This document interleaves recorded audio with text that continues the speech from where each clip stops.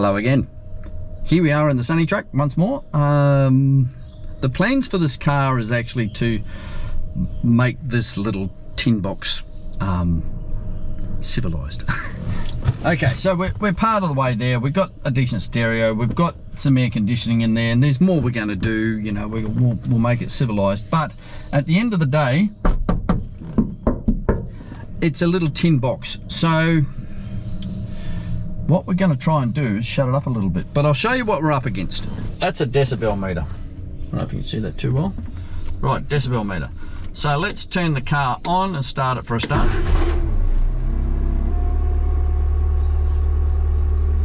77 decibels. And we turn the radio on.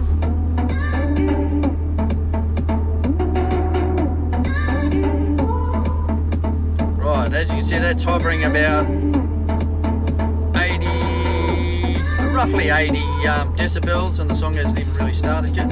It's a whole different story at 100 kilometers an hour, which I hope to show you now. But just to give you an idea, what's some info on this thing? Moog. I used Moog Music because I asked him and he said I couldn't. So we'll just quieten that down a little bit. We'll go to info. Now, 20 decibels is a whisper, 40 decibels quiet library, 60 decibels conversation, 80 decibels loud music. We've got to have it loud in this thing. 100 decibels is a motorcycle. Must be a pretty loud motorcycle. And 120 decibels is pain to the ears. So yeah, here's where we are now. Nice and quiet. We'll get up to 100 k's and see what the story is. Okay, here we are. We're doing 80 at the moment. We're just going into a 90 k zone. You can see we're already up around 85 decibels. Same song on the same volume. But it's, if I remember from my science back in school days, for every one decibel the noise volume doubles. So as you can hear, you can't really hear the radio very well. So we'll get it up around 100 k's and see what the story is. As you can see, it's just getting noisier. And I don't think it's the actual volume that is the fear. We're hitting 86 and 87s now. But I don't think it's the actual volume. I think it's just the amount of noise. There's just a lot more of it. It's not the loudness of it, there's just heaps of it there. So we'll see if we can do something to shut this little tin box up. Okay, so what are we going to do about it? Well, I had a bit of a talk with some mates of mine who recommended a product. So we got on to the guys down at Carbuilders. Turns out that we've done a set of BBS RSs for Lewis's. Hey Lewis, how you going? He's RX-7, so, and he's very happy with them. So I had a good talk with him about it, and organised, we thought we'd do it in two parts. The first part being this stuff, sound deadener.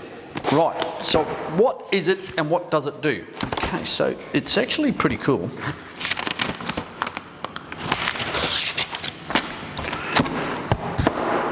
It's this gear here. It has an aluminium backing, and it doesn't actually have an adhesive on it, it actually is an adhesive. And it's bendy and whatnot.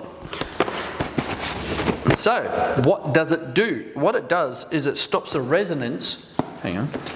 They sent me a install kit as well, which is pretty cool. Has the roller, has the aluminium tape, has the knife for cutting stuff, has the stubby holder and bottle opener as you'd require. So that's to put it all in. So what does it do?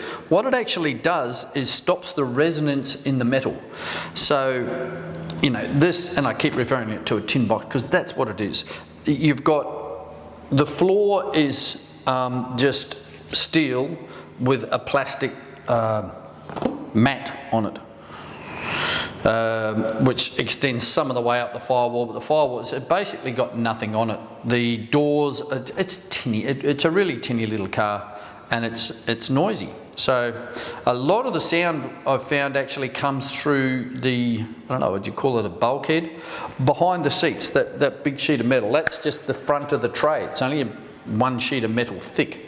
So I figured that if we do start up at the firewall and get up as far up as that we can, come right down and then up the back, and then we do inside the doors too, this should make a bit of difference.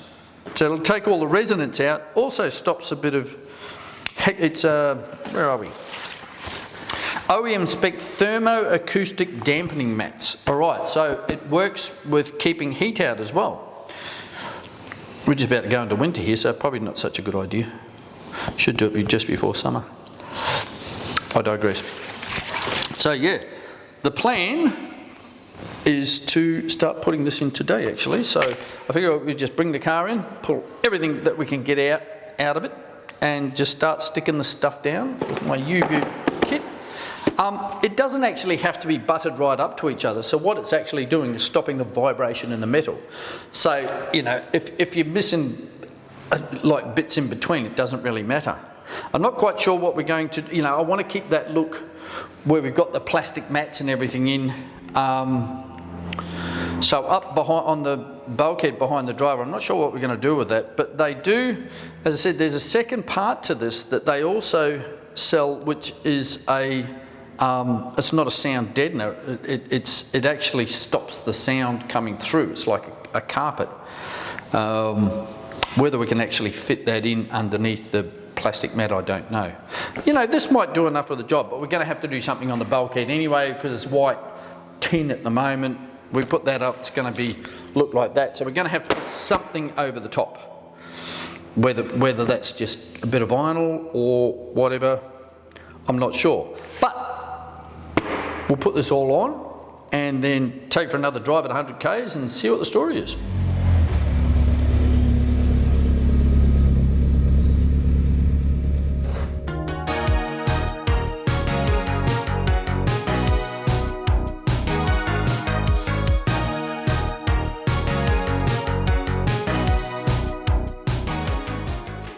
Alrighty, so as you can see, there's lots of tin in here. So let's get the magic stuff and start making it happen.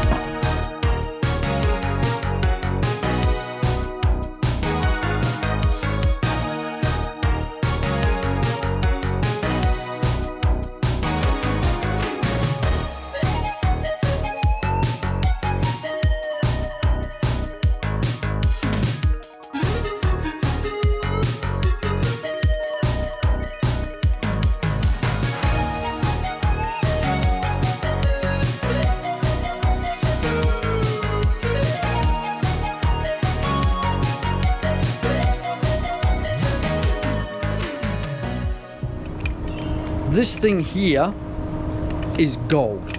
It's brilliant. If you're going to do this job, you need one of these, okay? Now I thought I'd show you where we're up to and made a couple of discoveries, and bloody glass from that freaking windscreen. Anyway, vacuumed what we could find of that, still finding bits and pieces. But here's the thing, check this out. Right? I did this door here. Now you're going to notice the other door when I open this. So we're doing it, we had to take the door cards off. So we went to do the other side,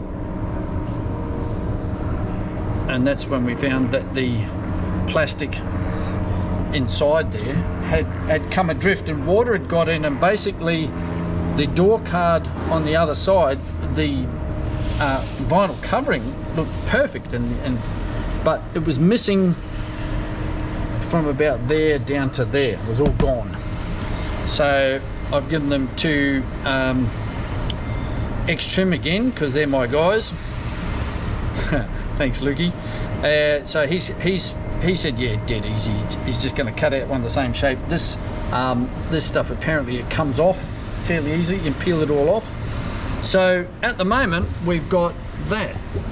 So we found that we're about to do the door. But in the meantime, what we've done here, sorry for spinning you around and really giving you the head spins, but we did all down behind the seat there. You saw us do that. We've done in the meantime all the floor right up the you can see it in the corner there. I don't know if you can see that very well, but we've done all the tunnel and all the floor. Basically what we've got left to do is that door. But here's the really telling thing.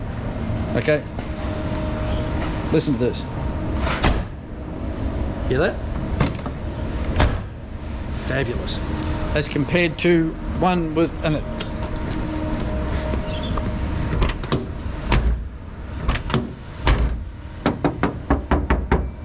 you know, it's amazing. This stuff's really good. I'm finding stuff that I can stick it to daily that's shut it up. Do it over my daughter's mouth. Anyway, so yeah, today we're going to do the other door, cut pieces up because it's only got a small hole in it. So we've only got a couple of small holes to stick stuff through. It's got this sound and deadening gunk on it that doesn't really work, so we'll chip a bit of that off just to smooth off the edges. But I found it helps also going like up into the ends of the door. That's quite tinny down the, not so much down the bottom because that all comes together and there's a seam, so it's quite solid. But on the ends, like here, can't really get up into there. It's damn near impossible. But yeah, so I'll hang the camera up and I'll slice a few bits up and start sticking them on. It's very therapeutic. It's really good. Quite enjoy doing it.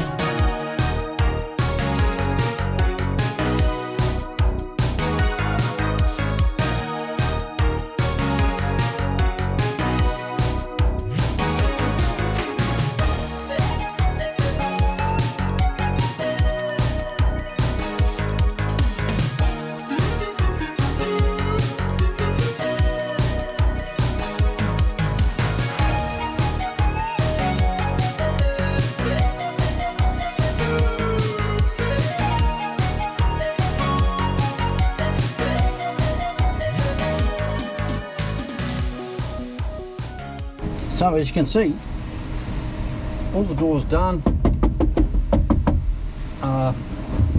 Makes a big difference. Here you go. Listen to this.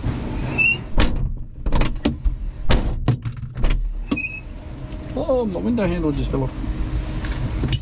So that was the extra clean. But just to prove you doubting Thomases, look, window still works. Yes, both of them. See. You can hear it in the panel itself.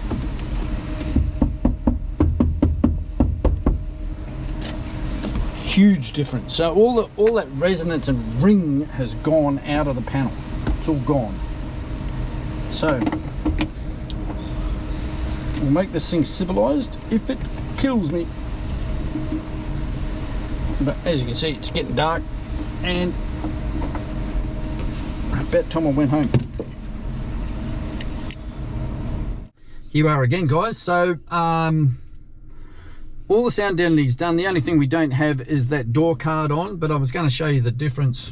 So let's start it up. So it's about the same as it was before. The plan is to get it up to 100 Ks, and we'll show you what that's like again. At about 90 Ks at the moment. Same song, different road, doesn't matter. This is a crank up one, so it's noisier. But as you can see, the loud parts is actually me talking. But we started to notice other things, which is the wind noise around these little rain guardy thingos, but I can't take those off because they're genuine Nissan ones and they came with the car, so they've got to stay. But what the sound deadening has actually done is taken all that tinniness out of it, all the high-pitched stuff. So we are noticing that we've got a bit of a gearbox whine now, even though it is quieting down because the ambient noise is quieter.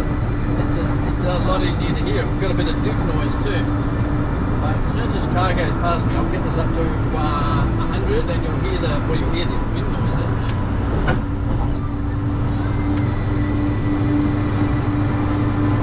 There we go. Hang on. In 3 kilometres, use the left 2 lanes to take the M7 exit towards Blacktown, Newcastle. Yeah, probably didn't need that. Alright, so there you have it. If you keep an eye over here, last time at this speed we were up around 87. Now we're averaging 82, 83 around there. And it's still spiking every now and again, but that's 100 k's for you. The annoying thing is, we've got some roadworks here slowing us down. The annoying thing is that it actually gets quieter at about 110, around about there, between 110 and 120, which I never go 120 because the national limit in Australia is 110. But yes, we get to about 110. It's got a bit of an exhaust drone at 100 kilometers an hour, which it doesn't have at 110 for some reason. Just that little bit over $4,000, and it shuts right up. But yeah, so this stuff is thoroughly recommended. It really works, especially if you've got a car like this with nothing much in it. There goes a truck. So yeah, Carbuilders Australia, big thumbs up from me. I'll send you the link to this one, and you can put it all up and get it up on the channel. All right, guys, thanks for watching, and we'll see you next time. Hang on. Here we go. Third gear. Slow tow truck. And a fourth. In 800 metres, use There you the go, left 2 Marty. lanes to take the M7 Shut up. exit towards Blacktown, Newcastle. There you go, Marty. See, I don't have to do the mouth noises. I've actually got the car that makes the noises. Thank you and good night. Alrighty, what should we talk about today? Well, I've got nothing to do while I'm driving along. Well, let's talk about car balance. Okay, so the question is, why don't you don't brake in a corner? Why don't you brake in a corner? Because it mucks up the balance of the car. Why do you accelerate out of a corner? Because it promotes grip. Okay, so how does this work? All right, so you're driving along in your car, and when you put on the brakes, what happens? The weight goes forward. Yeah, makes sense? Which means the back wheels get light. So if you're halfway around a corner and suddenly decide that you're going a bit quick, and that's generally when you brake, you tap the brakes, the weight goes onto the front, the back wheels go light, and around you go. Which is great if you're a drifter, or you can just rip on the handbrake and get it. That's a whole different subject. Okay, so that's the balance of the car. So you can actually, if you've got it right, and you can practice this out on a racetrack, it's better than the local industrial area. Bit of traffic here. In a corner itself, if you've got a nice corner that you can actually do the same thing on and off the throttle if you've got it right. If you've got the suspension set up not too badly, you can promote understeer and oversteer by application of the throttle and brake. You can actually do it just with the throttle. So that brings us to heel and towing. Okay, so heel and tow, why do you heel and tow? That's to match the revs on the way down. So there's 2 reasons that you do that. So you get off the throttle and the weight goes forward on your car, or you get on the brakes, the weight goes forward on your car. If you run into a, come down towards the end here, we've got to slow, no we don't, we have to slow down a minute, I'll demonstrate. So here we go, so head down again, oh, see that? We've got a little bit of a compression lock there actually. It's wet. So the idea is, as you're coming into a corner, you've got your foot on the brake, and you probably can't see this, you keep your toe on the brake, and it's actually the side of your foot, and you flip the throttle with it. It takes a little bit of practice, but what it does is rev match you on the way down, so you're not letting the clutch out to a motor that's idling and compression locking the back wheels. There you go there. So that's why we heel and toe.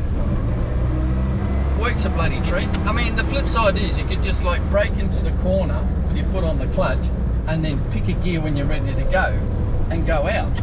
But, you know, we've got lots of roundabouts around here, so why don't we use unnecessary race techniques for the roundabouts? But it's a good place to practice on the road. It's a bit hard in this little car with steel cap boots on, but it's actually not, because I just do it everywhere. That's just unnecessary race techniques. Put the fan on. As you see, it's still pretty noisy. We haven't got radio on at the moment. Yeah, so that's why we do that. Balance of the car. It's all about the balance of the car. You can adjust how your car is moving around on the road and on the racetrack, especially when you're on that limit of grip. You can actually like haul us into a corner. We can talk about trail braking too if you have an understeering car. My last car but one was an HR31 Skyline, which being the Japanese one had the independent rear end. It was a coupe with a turbocharged RB20 DTR actually. Those out there will know what that is. Geez, that's handy. Yeah, so it was laggy as hell. But that was an veteran understeerer. So what you had to do there was trail brake into a corner. Okay, so what's that? So you're actually braking in the corner, but the trick is you want to do all of your braking, or most of your braking, in a forward direction. So we're coming down towards that corner. We put our foot on the brakes, and then slow ourselves right down. But then you keep your foot on, just let the pressure off a bit, and turn it. So all that weight's on the front wheels, and it won't understeer as much because you've got extra weight on the front wheels to get it to turn. If you look at the race cars back from the era, they ran about 5 to 5.5 degrees negative camber on the front end because they had this big 6-cylinder engine that was hanging out over the front of the car and making an understeer, and that's just how it was. The DR30s that they used beforehand didn't have this problem because it had an FJ20 engine that sat quite far back.